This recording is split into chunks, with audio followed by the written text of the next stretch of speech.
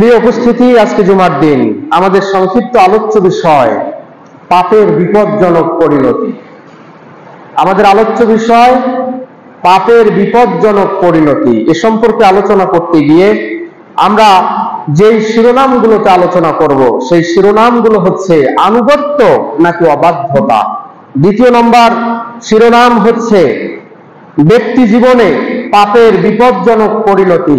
তৃতীয় নম্বর দেশ ও জাতির জন্য পাপের বিপজ্জনক পরিণতি। এ সম্পর্কে আপনাদের সামনে সংক্ষিপ্ত এবং গুরুত্বপূর্ণ কিছু কথা উপস্থাপন করার চেষ্টা করব ইনশাআল্লাহ। আল্লাহ পাক রব্বুল আলামিনের কাছে তৌফিক চাচ্ছি নির্ধারিত বিষয়ের উপরে আমাকে সংক্ষিপ্ত কথা বলা এবং তদ অনুযায়ী আমাদের সকলকে আমল করার তৌফিক দান করুন, আল্লাহুম্মা আমিন।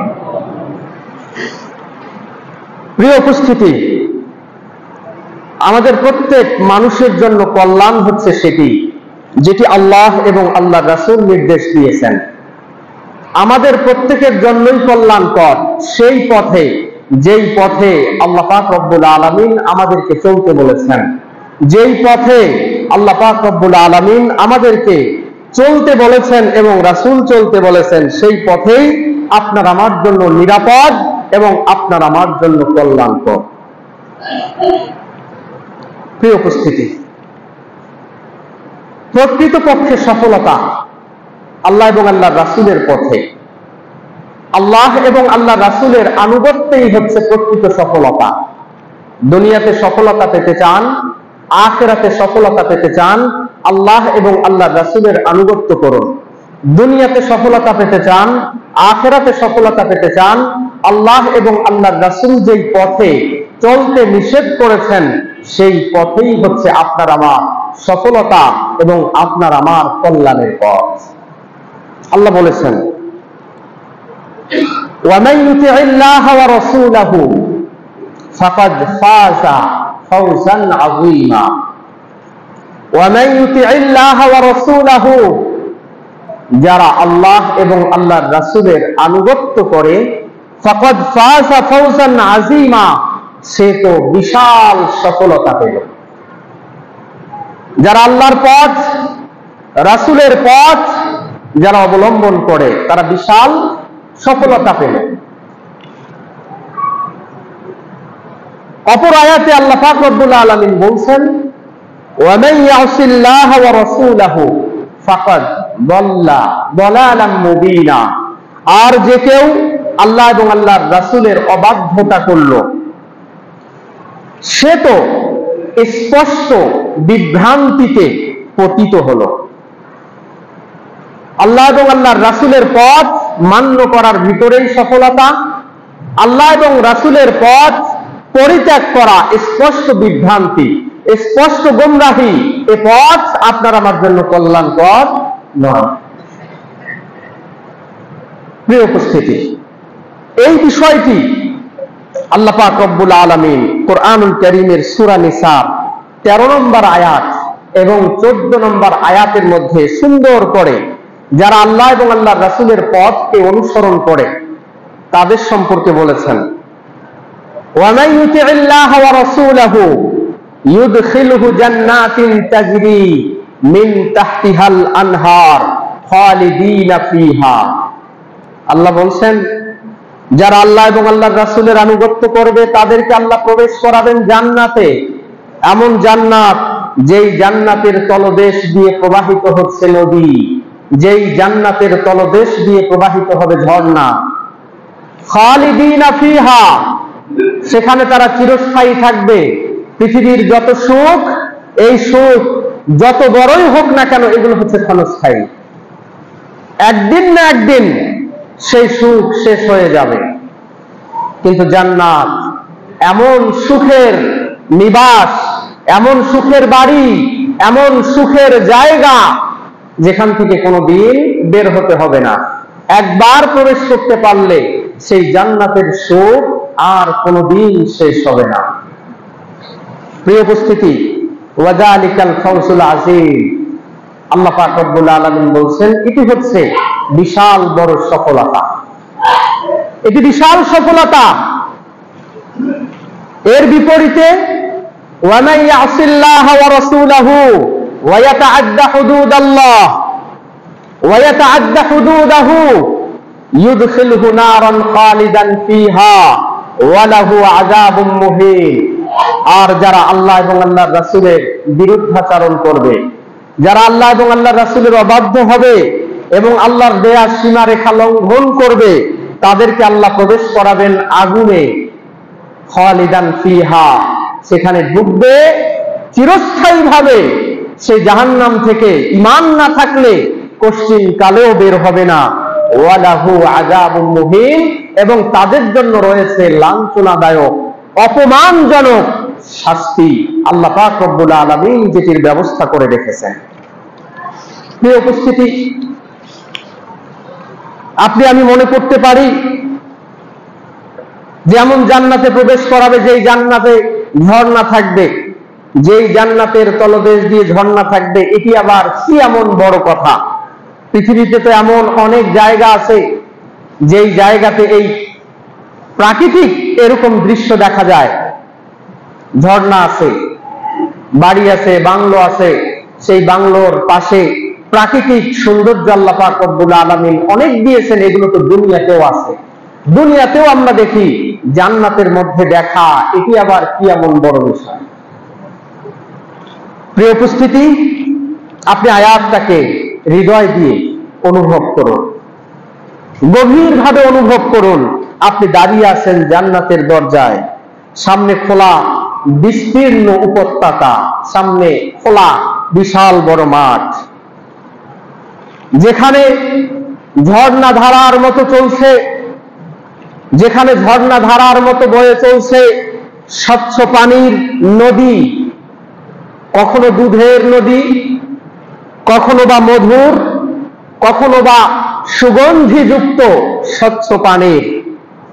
জান্নাতের দরজায় দাঁড়িয়ে ফেরেশতা আপনাকে আহ্বান করছে, সালামুন আলাইকুম, শান্তি বর্ষিত হোক তোমাদের উপর। তোমরা এই পৃথিবীতে পবিত্র জীবন কাটিয়েছিলে, পাপের পথকে মারি দাও নাই, পাপের পথে তোমরা চলো নাই, পবিত্র জীবন কাটিয়েছিলে তোমরা। আসো, প্রবেশ করো চিরস্থায়ী আবাসের স্থল জান্নাতের মধ্যে। কেমন হবে সেই দৃশ্য? অনুভব করুন যে এরকম দৃশ্যের সামনে আপনি উপস্থিত। প্রিয় উপস্থিতি, আপনি জানেন এই সুখ, এই শান্তি কেবলমাত্র সেই সমস্ত মানুষের জন্যই মিলবে যারা আল্লাহ এবং আল্লাহর রাসূলের কথাকে মান্য করে চলেছেন। আল্লাহ এবং আল্লাহর রাসূল যেই পথে চলতে বলেছিল সেই পথে চলেছে, ছোট এবং বড় যাবতীয় পাপাচার থেকে নিজেকে হেফাজত করেছে। আল্লাহ পাক রব্বুল আলামিনের দেয়া সীমারেখাকে যেই ব্যক্তি লঙ্ঘন করেনি, এরকম সুখ, এরকম শান্তি আল্লাহ পাক রব্বুল আলামিন বলেছেন যে এটি বিশাল বড় সফলতা। এই সফলতা আল্লাহ পাক রব্বুল আলামিন দান করবেন, যেই সফলতার তুলনায় দুনিয়ার সমস্ত রাজত্বই হচ্ছে তুচ্ছ। পৃথিবীতে যত ধরনের রাজত্ব আছে, পৃথিবীতে সুপার পাওয়ার মনে করা হয় বর্তমান সেই আমেরিকার প্রেসিডেন্ট ডোনাল্ড ট্রাম্প মনে হয় সারা পৃথিবীতে শাসন করতেছে। যে কোনো রাজত্ব থেকে আল্লাহ পাক রব্বুল আলামিন যে জান্নাত দান করবেন, সেই রাজত্বের তুলনায়, সেই জান্নাতের তুলনায় পৃথিবীর সমস্ত রাজত্বই হচ্ছে তুচ্ছ। এটি তাদের জন্য যারা আল্লাহ এবং আল্লাহর দেয়া বিধি এবং নিষেধকে মেনে চলবে।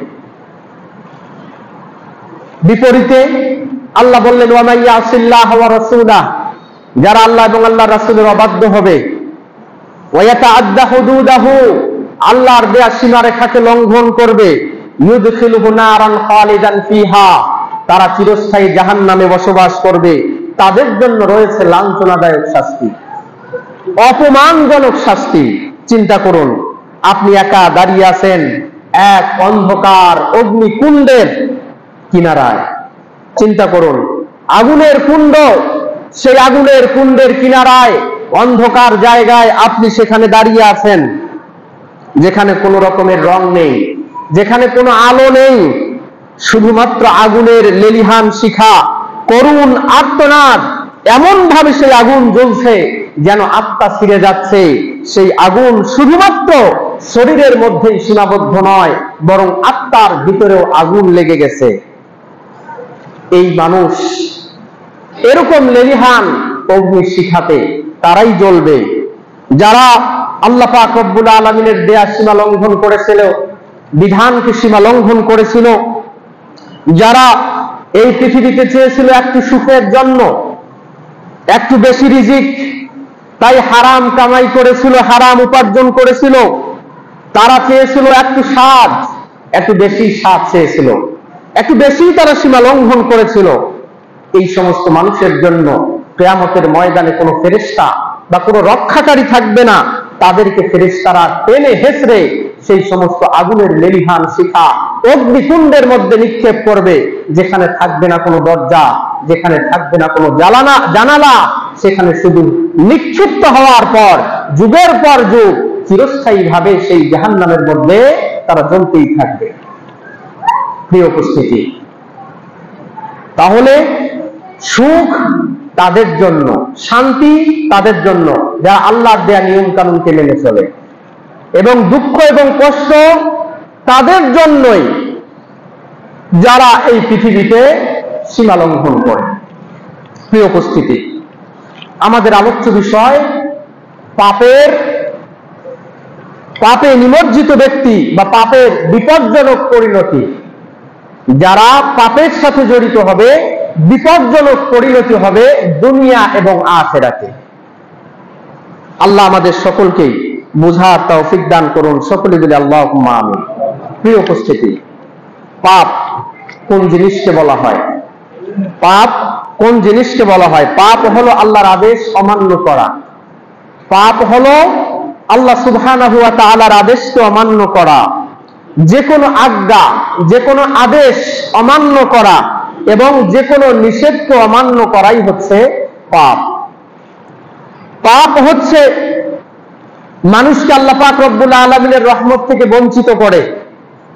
পাপ এমন এক জিনিস যেটি আল্লাহর রহমত থেকে বঞ্চিত করে, মানুষকে শয়তানের বন্ধু বানিয়ে দেয়। এটির নামই হচ্ছে পাপ। পাপের সবথেকে বড় ভয়াবহ দিক হচ্ছে পাপে মানুষের অন্তর মরে যায়, যার কারণে মানুষ এই পাপে নিমজ্জিত হওয়ার পরে সত্য এবং মিথ্যার মধ্যে তফাৎ করতে পারে না। পাপ এমন এক জিনিস যেই পাপের মধ্যে নিমজ্জিত হওয়ার পরে মানুষের চোখ দিয়ে আর কোনো কান্না আসে না, মানুষের চোখ দিয়ে জাহান্নামের ভয়ে কোনো অশ্রু বা পানি আসে না। পাপ হচ্ছে এমন এক জিনিস যেই পাপের কারণে আল্লাহ পাক রব্বুল আলামিন মানুষের চোখের পানিকে ছিনিয়ে নেন, যার কারণে বিশাল বড় রহমত থেকে মানুষ বঞ্চিত হয়। সেটি হচ্ছে পাপ। প্রিয় উপস্থিতি, চিন্তা করুন, পাপ এত বেশি হয়ে গেছে যে আজকে আমাদের চোখ দিয়ে আর পানি আসে না, কাঁদতে চাইলেও কাঁদতে পারি না, জাহান্নামের ভয়ে কান্না আসে না, জান্নাত পাওয়ার প্রত্যাশায় আমাদের চোখ দিয়ে কান্না আসে না।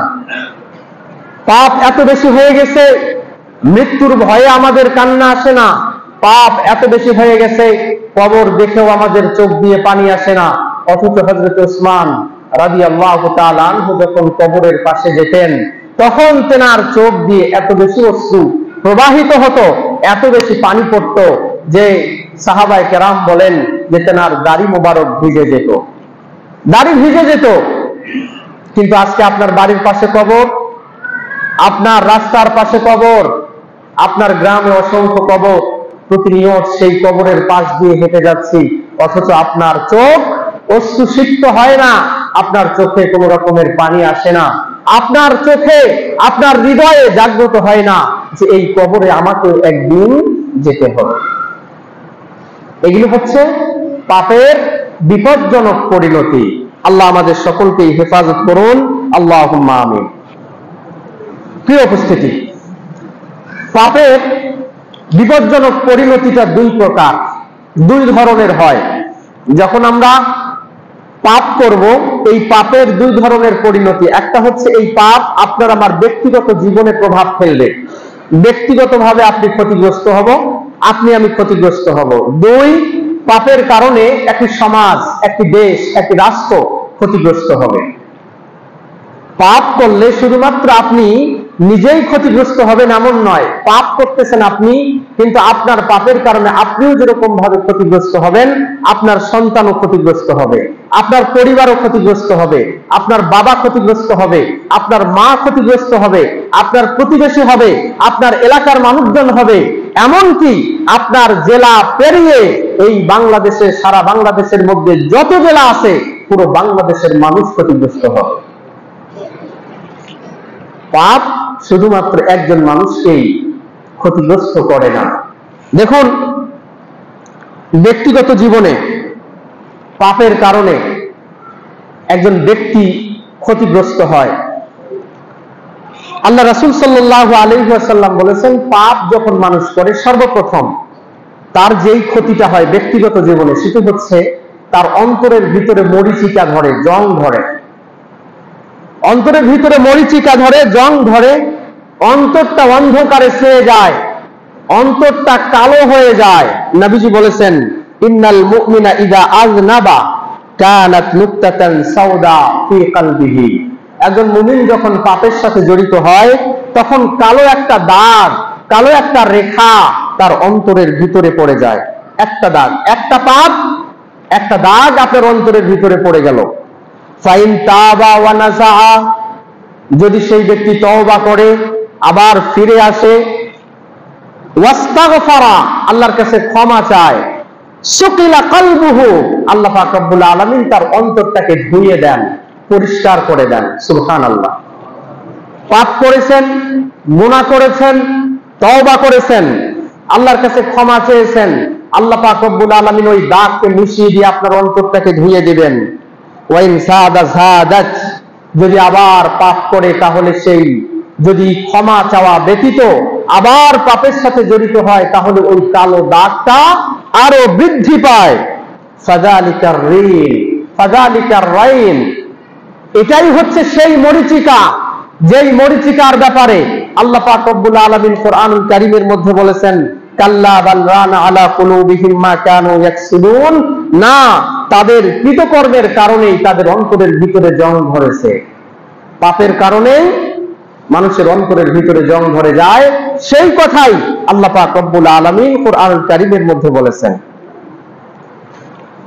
প্রিয় উপস্থিতি, এর বিপরীতে যখন একজন মানুষ পাপকে পরিত্যাগ করে ভালো কাজের সাথে জড়িত হয়, আল্লাহ পাক রব্বুল আলামিন তার অন্তরের উজ্জ্বলতা বৃদ্ধি করে দেন, অন্তর আলোকিত হয়, চেহারা আলোকিত হয়, পরিবেশ পরিস্থিতি তার আলোকিত হয়, পরিবার আলোকিত হয়, দেশ এবং সমাজ আলোকিত হয়। হযরত আব্দুল্লাহ ইবনে আব্বাস রাদিয়াল্লাহু তাআলা আনহু তিনি বলেছেন, ইন্নালিল হাসানাতি দিয়াউন ফিল ওয়াজহি ওয়া নূরান ফিল কলবি ওয়া সাআতান ফির রিজকি ওয়া কুওয়াতান ফিল বাদানি ওয়া মুহাব্বাতান ফি কুলুবিল খালকি। আব্দুল্লাহ ইবনে আব্বাস বলেন, নিশ্চয় যারা নেক কাজ করে, যারা ভালো কাজ করে, সমাজে অনেক মানুষ আছে যারা নেক কাজের সাথে জড়িত, ভালো কাজের সাথে জড়িত। আব্দুল্লাহ ইবনে আব্বাস বলেন, দিয়াউন ফিল ওয়াজহি, তাদের চেহারা আলোকিত হয়। যারা ভালো কাজের সাথে জড়িত হয়, নেক কাজ করে, তাদের অন্তর, তাদের চেহারা আলোকিত হয়, চেহারার মধ্যে আলো ফুটে ওঠে। ওয়া নূরান ফিল কলব, কলব আলোকিত হয়, কলবের মধ্যে নূর চমকায়। ওয়া সাআতান ফির রিজকি, যে জিনিসটা সবাই চায়, আমার রিজিক বেশি হোক, আমার বেতন বেশি হোক, আমার ছেলের চাকরি হোক, আমার মেয়ের চাকরি হোক, আমার ক্ষেত খামারে বরকত হোক, যেটি পৃথিবীর সমস্ত মানুষই চায়। ইবাদত যে ব্যক্তি করবে, হযরত আব্দুল্লাহ ইবনে আব্বাস বলেন, ওয়া সাআতান ফির রিজকি, আল্লাহ তাআলা তার রিজিকের মধ্যে বরকত দান করবেন। ওয়া কুওয়াতান ফিল বাদানি, শরীরের মধ্যে শক্তি দিবেন। মানুষ দেখতে হ্যাংলা পাতলা হলেও, চেহারা হ্যাংলা পাতলা হলেও আল্লাহ পাক রব্বুল আলামিন তার শরীরের মধ্যে ঈমানি এমন শক্তি দেবেন যে সুস্থ, স্বাভাবিক এবং যাদের শরীর মোটা তাজা সেই মানুষগুলোর থেকেও আল্লাহ পাক রব্বুল আলামিন ওই ইবাদতকারী ব্যক্তির শরীরের মধ্যে শক্তি প্রদান করবেন। ওয়া মুহাব্বাতান ফি কুলুবিল খালক, ইবাদত করে দেখুন, মুহাব্বত, ভালোবাসা তৈরি হবে মানুষের হৃদয়ের মধ্যে। মানুষ আপনাকে ভালোবাসবে, মানুষ আপনাকে শ্রদ্ধা করবে, মানুষ আপনাকে সম্মান করবে। তাকিয়ে দেখুন সমাজের আলেম ওলামা সম্প্রদায়ের দিকে, তাকিয়ে দেখুন সমাজের ইসলামিক স্কলারদের দিকে, যারা আল্লাহ পাক রব্বুল আলামিনকে আপন করে নিয়েছে, যারা আল্লাহর আদেশ এবং নিষেধকে মান্য করার চেষ্টা করে। আল্লাহ পাক রব্বুল আলামিন তাদের জন্য সারা পৃথিবীর মানুষদের অন্তরের ভিতরে কি পরিমাণ ভালোবাসা, কি পরিমাণ শ্রদ্ধা এবং কি পরিমাণ তাদের ব্যাপারে আল্লাহ পাক রব্বুল আলামিন সম্মান এবং ভালোবাসা মানুষের অন্তরের ভিতরে প্রদান করেছেন। প্রিয় উপস্থিতি, যারাই এই আল্লাহ পাক রব্বুল আলামিনের আদেশ এবং নিষেধ প্রকৃতপক্ষে মেনে চলার চেষ্টা করবে, আল্লাহ পাক রব্বুল আলামিন এই 5টি জিনিস সেই সমস্ত মানুষের উদ্দেশ্যে দান করবেন। অন্তর আলোকিত হবে, চেহারা আলোকিত হবে, রিজিক প্রশস্ত হবে, শরীরের ভিতরে শক্তি আল্লাহ দান করবেন এবং প্রত্যেকটা মানুষের ভিতরে তাদের জন্য মুহাব্বত এবং ভালোবাসা তৈরি করে দেবেন। এর বিপরীত ওয়াইন্না লিসাইয়্যাতি সাওয়াদান ফিল ওয়াজহি, যারা পাপের সাথে জড়িত হবে অন্তরটাকে আল্লাহ পাক রব্বুল আলামিন কুৎসিত করে দিবেন, কালো করে দিবেন, নূর তার চেহারা থেকে তুলে ফেলবেন। যতই সে সাদা চামড়ার হোক, যতই সে ফর্সা হোক, ইবাদতকারীর চেহারার ভিতরে যেই নূর থাকে সেই নূর সেই ব্যক্তির চেহারার ভিতরে থাকবে না। ওয়াজুলমাতান ফিল কলব, কলবটা অন্ধকার হয়ে যাবে। ওয়াহানান ফিল বাদান, এবং শরীরটাকে আল্লাহ পাক রব্বুল আলামিন দুর্বল করে দিবেন। ওয়া নাকসান ফির রিজক, এবং রিজিকের মধ্যে আল্লাহ পাক রব্বুল আলামিন সংকীর্ণতা তৈরি করে দিবেন। ওয়া বুগযান ফি কুলুবিল খালক, এবং সারা পৃথিবীর মানুষের ভিতরে ওই মানুষটার জন্য বিদ্বেষ এবং ওই মানুষটার জন্য রাগ এবং ওই মানুষটার জন্য ক্ষোভ আল্লাহ পাক রব্বুল আলামিন তৈরি করে দেবেন। প্রিয় উপস্থিতি, পৃথিবীতে আমরা যারা আছি, আমরা চাই আমার চেহারা সুন্দর হোক, আমরা চাই আমার অন্তরটা সুন্দর হোক, আমরা চাই আমার রিজিকের মধ্যে প্রশস্ততা আসুক, আমরা চাই আমার শরীরের ভিতরে শক্তি থাক, আমরা চাই সারা পৃথিবীর মানুষ আমাকে ভালোবাসে। তাহলে এটি যদি চাই, তাহলে আমার করণীয় হচ্ছে ইবাদতের সাথে জড়িত থাকতে হবে, নেকির সাথে জড়িত থাকতে হবে, পাপের পথকে পরিত্যাগ করতে হবে। আল্লাহ আমাদের সকলকেই বোঝার তৌফিক দান করুন, আল্লাহুম্মা আমিন। তাহলে প্রথম নম্বর কাজ, যারা পাপের সাথে জড়িত হয় তাদের অন্তরগুলো মরে যায়, অন্তরের ভিতরে জং ধরে যায়, মরিচিকা পড়ে যায়। দ্বিতীয় নম্বর, যারা গুনাহের সাথে জড়িত হয় আল্লাহ পাক রব্বুল আলামিনের কাছে তার কোনো মর্যাদা থাকে না, আল্লাহর কাছে তার কোনো সম্মান থাকে না।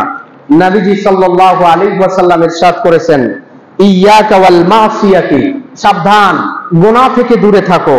ফাইন্না বিল মাসিয়াতি হাল্লা সাকাতুল্লাহি আযজা ওয়া জাল, কারণ যারা গুনাহের সাথে জড়িত হয়, পাপের সাথে জড়িত হয়, আল্লাহ পাক রব্বুল আলামিনের রাগ, আল্লাহ পাক রব্বুল আলামিনের ক্রোধ ওই ব্যক্তির জন্য হালাল হয়ে যায়। নাউজুবিল্লাহ। আল্লাহর রাগ যদি আপনি পেতে চান তাহলে গুনাহের সাথে জড়িত হন। আল্লাহর রাগ যখন আপনার উপর হালাল হয়ে যাবে, যে কোনো সময় আপনার ব্যক্তি জীবনে এই আল্লাহর গজব, আল্লাহর আযাব পতিত হতে পারে, এর জন্য আপনাকে প্রস্তুত থাকতে হবে।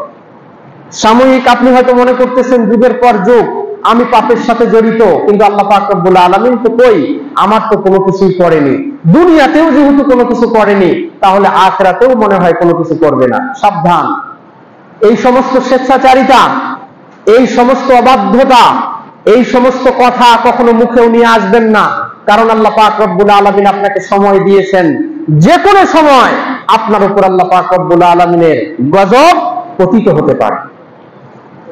তাহলে দ্বিতীয় নম্বর যে বিষয়, আল্লাহর গজব আপনার জন্য হালাল হয়ে যাবে। পাপের সাথে জড়িত হলেই মনে রাখবেন যে কোনো সময় আল্লাহ আপনাকে গজব দিয়ে আপনাকে ধ্বংস করে দিবে। তৃতীয় নম্বর, যারা পাপের সাথে জড়িত হয় আল্লাহ পাক রব্বুল আলামিন তাদেরকে শয়তানের আনুগত্য করে দেন, তারা শয়তানের কবজায়, শয়তান তাকে গ্রেফতার করে নেয়, শয়তান তাকে যে কোনো ভাবে যখন যেভাবে চায় সেভাবে পরিচালিত করতে পারে। শয়তান তাকে বলে চলো আজকে গানের আড্ডায় যাই, চলে যায়। শয়তান বলে চলো আজকে নেশাদার দ্রব্য পান করি, চলে যায়। শয়তান বলে চলো আজকে নামাজ পড়ার দরকার নেই, বাস নামাজকে ছেড়ে দেয়। শয়তান বলে তোমার যাকাত দেওয়ার দরকার নেই, শয়তান বলে তোমার হজ করার দরকার নেই, শয়তান বলে তোমার ইসলামী দার্সে ইসলামী আলোচনায় তোমার বসার দরকার নেই, মসজিদ মাদ্রাসায় দান করার দরকার নেই। পুরা নিয়ন্ত্রণে নিয়ে নেয় শয়তান। আল্লাহ পাক রব্বুল আলামিন বলেছেন ওয়া মান ইয়াশু আন যিকরির রহমান নুকাইয়িজ লাহু শাইতানান ফাহুয়া লাহু করিন। আর যে ব্যক্তি আল্লাহর স্মরণ থেকে গাফেল থাকে, আল্লাহর আনুগত্য করতে চায় না, আল্লাহর আদেশ এবং নিষেধকে মান্য করতে চায় না, এই ব্যক্তিকে আল্লাহ পাক রব্বুল আলামিন শয়তানের নিয়ন্ত্রণে দিয়ে দেন। ফাহুয়া লাহু করিন, ফলে এই শয়তান তার বন্ধু হয়ে যায়। প্রিয় উপস্থিতি, আপনার আমার প্রত্যেকের সাথেই একজন করে শয়তান আছে, যারা নিজেদের ইবাদতের মাধ্যমে ভালো পথে নেকের সাথে জড়িত থাকার মাধ্যমে আপনারা পরিচালিত হন, শয়তান তাদের কোনো রকমের ক্ষতি করতে পারে না। আর যারা ভুল পথে পরিচালিত হয়, এই ভুল পথে পরিচালিত হওয়ার কারণে শয়তান তাকে আনুগত্যের ভিতরে নিয়ে নেয় এবং যে কোনো সময় এই শয়তান তাকে নিয়ন্ত্রণ করে, যেভাবে ইচ্ছা সেভাবেই তাকে পরিচালিত করতে পারে। নবীজি সাল্লাল্লাহু আলাইহি ওয়াসাল্লাম যখন এই হাদিস বললেন, তখন সাহাবায়ে কেরামরা বললেন, ইয়া রাসূলুল্লাহ, আপনার সাথেও কি শয়তান ছিল? আপনার সাথেও কি শয়তান আছে? নবীজি বললেন যে হ্যাঁ, আমার সাথেও শয়তান আছে, কিন্তু আমি আল্লাহর আনুগত্যের মাধ্যমে এই শয়তানকে মুসলিম বানিয়ে ফেলেছি, যার কারণে শয়তান এখন আর আমার কোনো ক্ষতি করতে পারে না। ঠিক যারা ভালো পথে পরিচালিত হবে, যারা সবসময় কোরআন এবং হাদিস, সালাত, সিয়াম, যাকাত, হজ, আল্লাহর আনুগত্যের ভিতরে থাকবে, এই শয়তান তাদের কোনো ক্ষতি করতে পারবে না।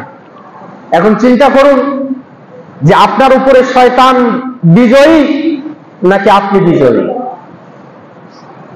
আমার তো মনে হয় না যে আমরা শয়তানের উপরে বিজয়ী, শয়তানই আমার উপর বিজয়ী। কারণ আমার হাতে আছে স্মার্টফোন,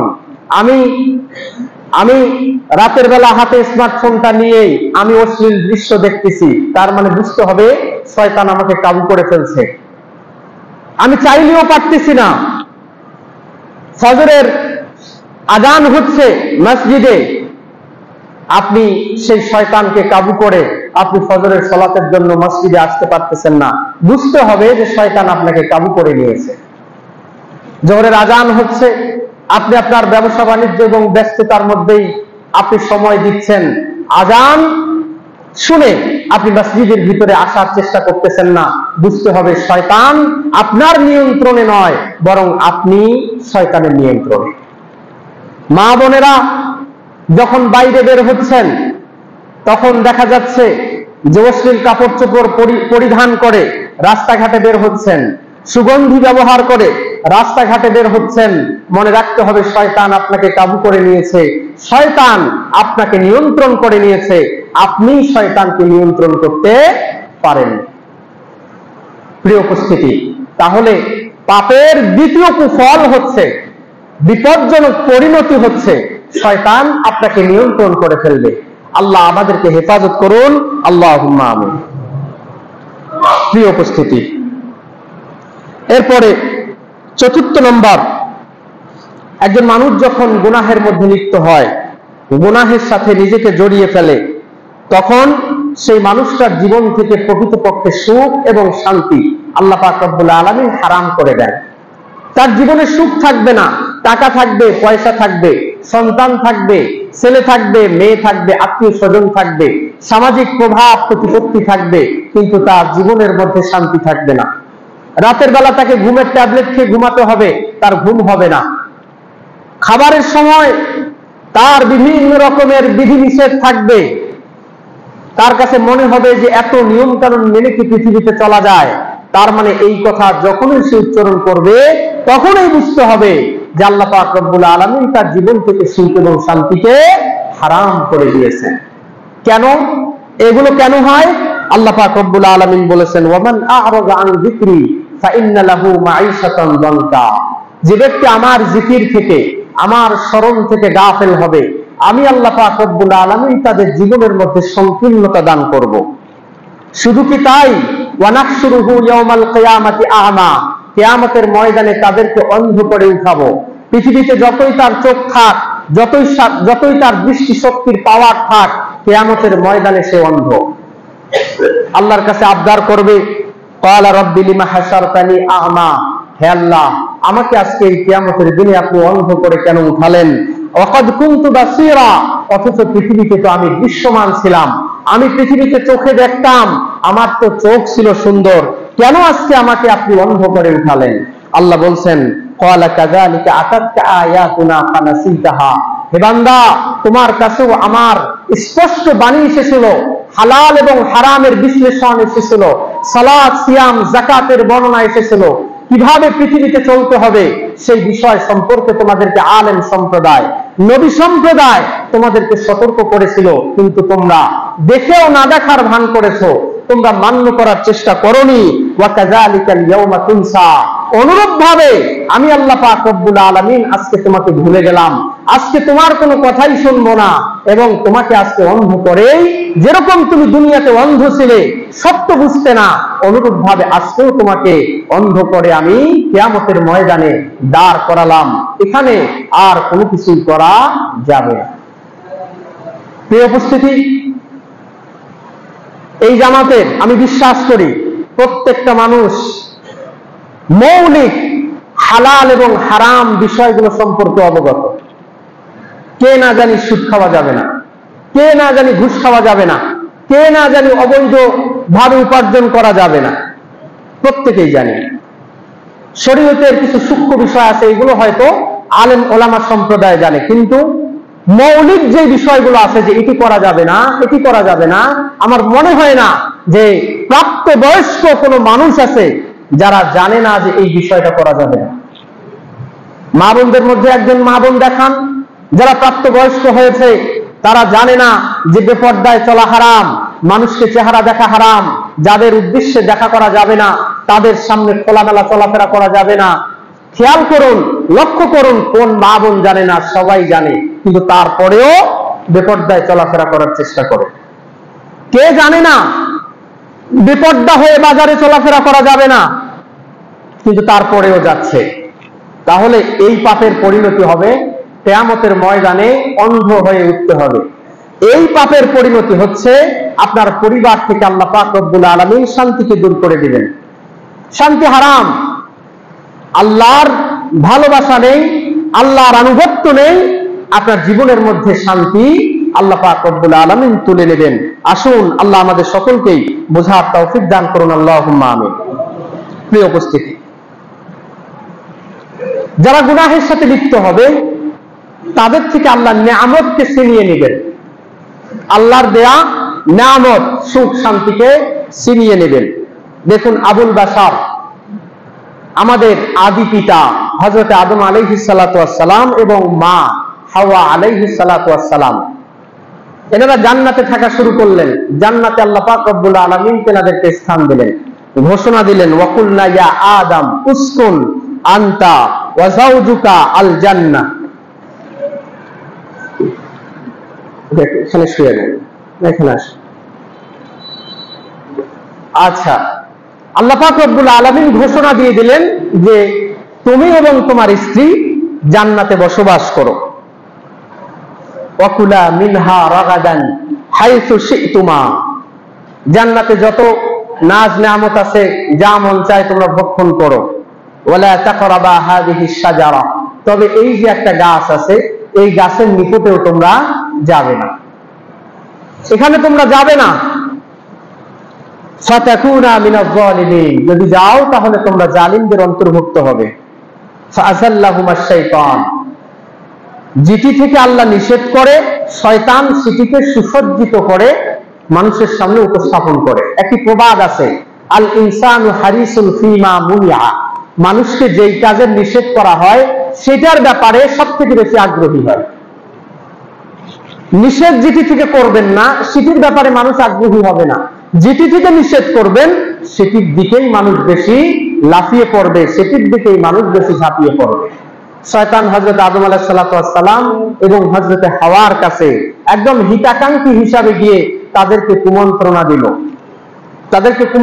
দিল। এক পর্যায়ে এনারা এই নিষিদ্ধ গাছের ফলকে ভক্ষণ করলেন, অর্থাৎ আল্লাহ পাক রব্বুল আলামিনের এই আদেশের মধ্যে এনারা স্থির থাকতে পারলেন না। ফাআখরাজাহুমা মিম্মা কানা ফীহি, অতঃপর আল্লাহ পাক রব্বুল আলামিন তাদেরকে সেই জান্নাত থেকে বের করে দিয়ে এই পৃথিবীর মধ্যে দিয়ে দিলেন। তাহলে কত সুখ এবং শান্তিতে তারা ছিল সেই জান্নাতে। আল্লাহর অবাধ্য হওয়ার কারণে তাদেরকে সেই সুখ এবং শান্তি থেকে বের করে দিয়ে এই জান্নাত থেকে বের করে তাদেরকে পৃথিবীর মধ্যে ফেলে দিলেন। বলা হয় একজনকে ফেলে দিলেন শ্রীলঙ্কায়, আরেকজনকে কোথায় দিলেন? এই হিন্দুস্তান। তাহলে আল্লাহর অবাধ্য হলে আল্লাহ তাআলা নিয়ামতকে ছিনিয়ে নেন। অনুরূপ ভাবে আপনার আমার কাছে যে নিয়ামত আছে, যদি আমরা পাপের সাথে জড়িত হই, আল্লাহ পাক রব্বুল আলামিন সেই নিয়ামতকে ছিনিয়ে নেবেন। এটি আল্লাহ পাক রব্বুল আলামিনের দেওয়া ঘোষণা, এটি দেওয়া আল্লাহ পাক রব্বুল আলামিনের একটি ওয়াদা। সুতরাং এই গুনাহ থেকে বিরত থাকতে পারলে আল্লাহ পাক রব্বুল আলামিন নিয়ামত দান করবেন। আর যদি গুনাহ থেকে বিরত থাকতে না পারি, নিয়ামতকে আল্লাহ পাক রব্বুল আলামিন ছিনিয়ে নেবেন। আসুন আল্লাহ পাক রব্বুল আলামিন আমাদেরকে গুনাহ থেকে বিরত থাকার তৌফিক দান করুন। আল্লাহুম্মা আমিন। প্রিয় উপস্থিতি, একজন মানুষ যখন গুনাহের সাথে জড়িত হয় তখন তার লজ্জা এবং শরম থাকে না। লজ্জা এবং শরম দিন দিন লোপ পায়। আর যারা গুনাহের সাথে জড়িত হয় না, লজ্জা এবং শরম তাদের দিন দিন উন্নত হয়। যারা গুনাহের সাথে লিপ্ত, দেখবেন তারা তাদের ছেলে এবং মেয়েদের অশ্লীলতা, ছেলে এবং মেয়েদের পাপের সাথে জড়িত হওয়াকে তারা সাপোর্ট করে। আর যারা গুনাহের সাথে জড়িত হয় না, তারা ছেলে এবং মেয়ের অশ্লীলতাকে সাপোর্ট করে না।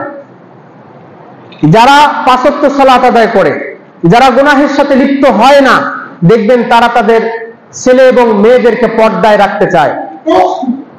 তারা যখন কোন রকমের উলঙ্গপনা, অশ্লীলতা করে, তারা সেটিকে সাপোর্ট করতে চায় না। এর বিপরীতে যারা পাপের সাথে জড়িত হয়, তারা এগুলোকে সাপোর্ট করে। ছেলে এবং মেয়ে যখন অশ্লীলতা করে, তাদের কাছে মনে হয় যে এটি এখন সামাজিক রীতি এবং নীতি, এই যুগের সাথে তাল মিলিয়ে আমাদের ছেলে এবং মেয়েদেরকে চলতে হবে। তার মানে এই বিষয়টা তার কাছে সহজ হয়ে যায়, কারণ সে নিজেও তো পাপের সাথে জড়িত। কিভাবে ছেলে এবং মেয়ের পাপকে সে সমর্থন না করে সে বরং তাদেরকে শাসাবে। প্রিয় উপস্থিতি, আল্লাহ রাসূল সাল্লাল্লাহু আলাইহি ওয়াসাল্লাম বলেছেন, ইযা লাম তাস্তাহি ফাসনা মা শিতা। লজ্জা এবং শরম যখন মানুষের থাকে না, ফাসনা মা শিতা, তোমার মনে যা চায় তুমি তাই করো। লজ্জা শরম যখন থাকে না, ছেলে মেয়ে, বউ বাচ্চা তাদের অশ্লীলতা এবং অপবিত্র এবং তাদের পাপাচার গুলোকে সেই বাড়ির কর্তা এবং সেই বাড়ির পুরুষ মানুষ মেনে নেয়, এবং এক পর্যায়ে দেখা যায় যে তারা সকলেই এই পাপের সাগরে হাবুডুবু খেতে থাকে। প্রিয় উপস্থিতি, এজন্য পাপের সাথে জড়িত হলে লজ্জা শরম মানুষের চলে যায়। এজন্য পাপের সাথে আমাদের জড়িত হওয়া থেকে আমাদেরকে বিরত থাকতে হবে। আল্লাহ আমাদের সকলকেই বুঝার তৌফিক দান করুন। আল্লাহুম্মা আমিন। পাপের সাথে যারা জড়িত হয় তাদের রিজিককে কমে যায়। যাদের রিজিক দরজায় এসে দাঁড় হওয়ার পরেও সেই রিজিকটা তার বাড়ি থেকে প্রত্যাবর্তন করে। এমন দেখা যায় যে আপনার অমুক ব্যবসার মধ্যে এত টাকা লাভ হওয়ার কথা, কিন্তু আপনি পাপের সাথে জড়িত হওয়ার কারণে সেই ব্যবসার সেই লাভটা হয় না। আপনি একটা জমি কিনেছেন চোখের দেখা, যেই জমিনের মধ্যে লাভ হবে, কিন্তু এমন বিপদ আল্লাহ পাক রব্বুল আলামিন দিয়েছেন যে আপনি তড়িঘড়ি করে সেই জমিটাকে বিক্রি করার কারণে আপনার আশানুরূপ লাভ হলো না। কেন হলো না? এর পিছনে রাসূল বলেন যে আপনার একটা গুনাহ জড়িত আছে। সেই গুনাহের কারণে আপনি সেই আপনার দরজায় থাকা রিজিক থেকেও আপনি বঞ্চিত হয়ে গেলেন। রাসূল বলেছেন, ওয়া ইন্নার রাজুলা লা ইহরামুর রিজকা বিখাতিআতিন ইয়ামালুহা। আর মানুষ তার প্রাপ্ত রিজিক থেকেও বঞ্চিত হয় যখন সে তার কৃতকর্মে গুনাহের সাথে জড়িত হয়। যখন সে কোনো গুনাহের সাথে জড়িত হয় তখন তার দরজার রিজিকটাও সেখান থেকে চলে যায়। প্রিয় উপস্থিতি, আপনার বাড়ির দরজায় একজন ব্যক্তি সাদাকার মাল বা যাকাতের সম্পদ দেওয়ার জন্য এসেছে, কিন্তু আপনার দরজার মধ্যে এসে দেখতেছে যে আপনার বাড়িতে গানের শব্দ হচ্ছে, গান বাজছে, মিউজিক বাজছে। সেই ব্যক্তি সেখান থেকে সেই সম্পদ নিয়ে প্রত্যাবর্তন করলো। কেন? যে আমি তো এমন মানুষকে আমার টাকা পয়সা দিব না যেই মানুষটা গানের সাথে জড়িত, যেই মানুষটা মিউজিকের সাথে জড়িত। তাহলে কি বোঝা যায়? আপনার দরজা থেকেও রিজিক ফেরত যেতে পারে, কারণ আপনি পাপের সাথে জড়িত। তাহলে আমরা এক কথায় যে বিষয়টি বুঝলাম, পাপের সাথে জড়িত হলে মানুষের রিজিক তার থেকে দূরে চলে যায়। আল্লাহ আমাদের সকলকেই বুঝার তৌফিক দান করুন, আল্লাহুম্মা আমিন। প্রিয় উপস্থিতি, আজকের যুবক সম্প্রদায় আজকে তারা পরীক্ষা দেয় কিন্তু ভালো ফলাফল করে না। অনেক পরে দিনরাত তারা খাটে, কিন্তু তাদের পড়া মুখস্থ হয় না, পরীক্ষার মধ্যে ভালো ফলাফল করতে পারে না। এর পিছনেও গুনাহ দায়ী, এর পিছনেও গুনাহ দায়ী। সেটি মাদ্রাসার হোক কিংবা স্কুল কলেজ ইউনিভার্সিটির ছাত্র হোক, প্রত্যেকের এই সমস্ত বিষয়ের পিছনে গুনাহ দায়ী। স্মৃতিশক্তি মজবুত নয়, পড়াশোনায় পারে না, এর পিছনে গুনাহ দায়ী। কারণ এই ইলম, এই জ্ঞান, এই বিজ্ঞান, এগুলো হচ্ছে আলো। আর এই আলো আল্লাহ পাক রব্বুল আলামিন কোন গুনাহগার ব্যক্তিকে প্রদান করেন না। ইমাম শাফি রাহিমাহুল্লাহ তিনি ইমাম মালিক রাহিমাহুল্লাহর কাছে গেলেন। ইমাম মালিক রাহিমাহুল্লাহ তার পড়াশোনা দেখে, তার আদব আখলাক দেখে, তার তাকওয়া দেখে ইমাম শাফি রাহিমাহুল্লাহকে উপদেশ দিলেন, হে ইমাম শাফি, হে শাফি, তুমি তোমার নিজের অন্তরটাকে কলুষিত করো না, কারণ আমি দেখতে পাচ্ছি আল্লাহ পাক রব্বুল আলামিন তোমার অন্তরের ভিতরে নূর দিচ্ছেন, আলো দিচ্ছেন। সুতরাং এই আলোকে যদি তুমি স্থায়ী করে ধরে রাখতে চাও, তাহলে পাপের সাথে, গুনাহের সাথে তোমার জড়িত হওয়া যাবে না। ইমাম শাফি বলেন, প্রাথমিক পর্যায়ে আমার স্মৃতিশক্তি দুর্বল ছিল, আমি পড়াশোনা বেশি মুখস্থ রাখতে পারতাম না। আমি আমার উস্তাদ ইমাম ওয়াকি রাহিমাহুল্লাহর কাছে আমি গেলাম, গিয়ে আমার দুর্বল স্মৃতিশক্তির ব্যাপারে আমি তার কাছে আপত্তি জানালাম, উস্তাদজি আমার তো পড়াশোনা মনে থাকে না। তখন আমার উস্তাদ আমাকে সুন্দর একটি উপদেশ দিলেন, কি? শাকাউতু ইলা ওয়াকিইন সুআ হিফজি ফাআউসানি ইলা তারকিল মাআসি। আমি আমার উস্তাদ ইমাম ওয়াকির কাছে গিয়ে বললাম আমার স্মৃতিশক্তি সম্পর্কে। তখন তিনি বললেন ইলা তারকিল মাআসি, আমাকে বললেন বাসা তুমি গুনাহের কাজ ছেড়ে দাও, পাপের কাজ ছেড়ে দাও, ছোট হোক বড় হোক এই পাপের সাথে তুমি জড়িত হও না। ফাইন্নাল ইলমা নূরুম মিন ইলাহি, কারণ এই ইলম হচ্ছে, জ্ঞান হচ্ছে, প্রজ্ঞা হচ্ছে আল্লাহর পক্ষ থেকে একটি আলো, আল্লাহর পক্ষ থেকে একটি নূর।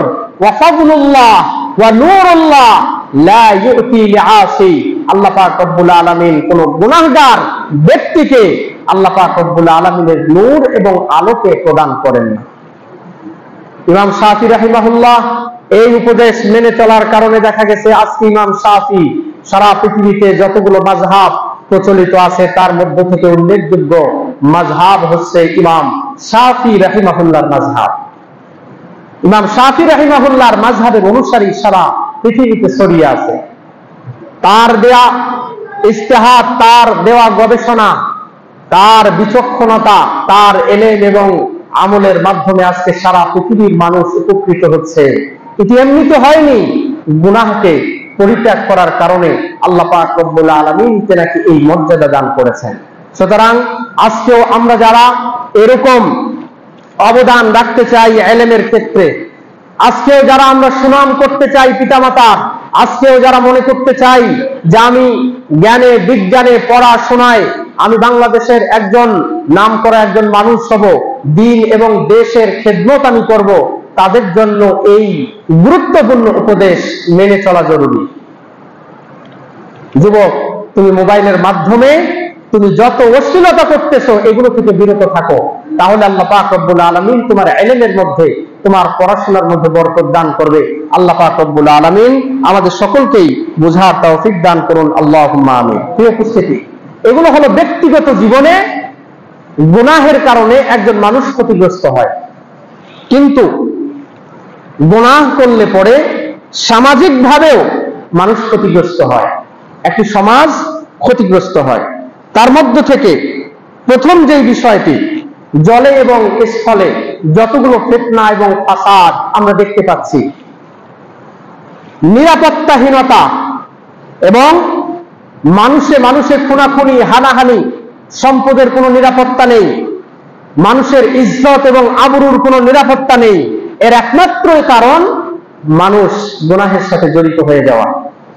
প্রিয় উপস্থিতি, আজকে বাংলাদেশের দৃশ্য দেখুন, চুরি, ডাকাতি, খুন, খারাপি, চাঁদাবাজি, এগুলো কোনো অংশেই কম নয়। এমনকি টাকার জন্য মানুষ নিষ্পাপ শিশুদেরকে পর্যন্ত কিডন্যাপ করে। এই টাকার জন্যই মানুষ দেখা যায় যে অসংখ্য মানুষকে হত্যা করে। এই টাকার জন্যই দেখা যায় মানুষ, এক দলের মানুষ আরেক দলের মানুষকে বিভিন্ন রকমের অপবাদ দিয়ে তাদেরকে এই পৃথিবীর জমিন থেকে তাদেরকে মুছিয়ে দেয়। দেখুন আজকে আমাদের সমাজের চিত্র, আজকে বাংলাদেশের মতো একটা স্বাধীন দেশের মধ্যে 90% মুসলমানের দেশে আজকে 9 থেকে 10 বছরের কন্যা সন্তান পর্যন্ত ধর্ষিতা হয়। শুধু ধর্ষণ এবং ধর্ষিতা হওয়াই নয়, বরং ধর্ষণ এবং ধর্ষিতা হওয়ার পরেও সেই ধর্ষিতা এবং সেই শিশুকে পর্যন্ত হত্যা করতে পর্যন্ত মানুষ দ্বিধা করে না। আজকে দেখুন বাংলাদেশের মধ্য থেকে শান্তি উঠে গেছে। কিছুদিন আগেও মাইলস্টোন স্কুলের ভিতরে বিমান দুর্ঘটনায় অসংখ্য ছেলে এবং মেয়ে নিহত হলো। কেন? পাপ করেছি আমরা, পাপের সাথে জড়িত হয়েছে আমরা, আর নিষ্পাপ সন্তানদেরকে আল্লাহ পাক রব্বুল আলামিন এগুলোর কারণে শাস্তি দিচ্ছেন। তারা এটি স্বীকার হচ্ছে, আমার পাপের কারণে, আপনার পাপের কারণে এই মানুষগুলো ক্ষতিগ্রস্ত হচ্ছে।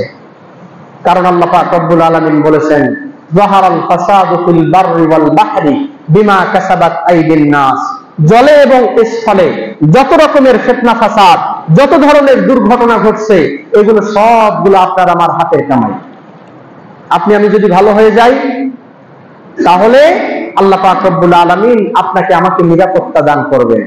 নিরাপত্তার প্রথম শর্ত হচ্ছে যে আপনাকে ইমানদার হতে হবে, পাপের পথ থেকে আপনাকে দূরে থাকতে হবে, তাহলেই আল্লাহ পাক রব্বুল আলামিন নিরাপত্তা দান করবেন। আজকে আপনি খেয়াল করুন, আপনার কন্যা সন্তান, যুবতী কন্যা সন্তান রাত 10টা থেকে 11টার মধ্যে একাই যদি তাকে আপনি এই ছোটপুল থেকে আপনি যদি রংপুর পাঠিয়ে দেন, আপনি নিজেকে নিরাপদ মনে করবেন না, আপনি টেনশনে থাকবেন, চিন্তিত থাকবেন। আপনার সন্তানকে আপনি রংপুর থেকে ঢাকা পাঠাবেন, আপনি তাকে নিরাপদ মনে করছেন না, আপনি এরকম ভাবে ভাবতেও পারতেছেন না যে আমার এই সন্তানটা রংপুর শহর থেকে ঢাকা পৌঁছতে পারবে কিনা, আমার যুবতী কন্যা সন্তান ধর্ষণের শিকার হবে কি হবে না, এতটুকু নিরাপত্তা পর্যন্ত আপনার অন্তরের ভিতরে নেই। অথচ রাসূল সাল্লাল্লাহু আলাইহি ওয়াসাল্লাম বলেছেন, ঈমান যদি মানুষের ভিতরে থাকে, সমাজ ব্যবস্থার মানুষগুলো যদি ঈমানওয়ালা হয়ে যায়, তাহলে দেখা যাবে যে মক্কা থেকে নিয়ে হাজারা মউত পর্যন্ত একাকী নারী তারা চলাফেরা করবে, কিন্তু কোনো মানুষ তাকে কোনোদিন ডিস্টার্ব করবে না। চুরির ভয় থাকবে না, ডাকাতির ভয় থাকবে না, তাদের সম্মানের ভয় থাকবে না।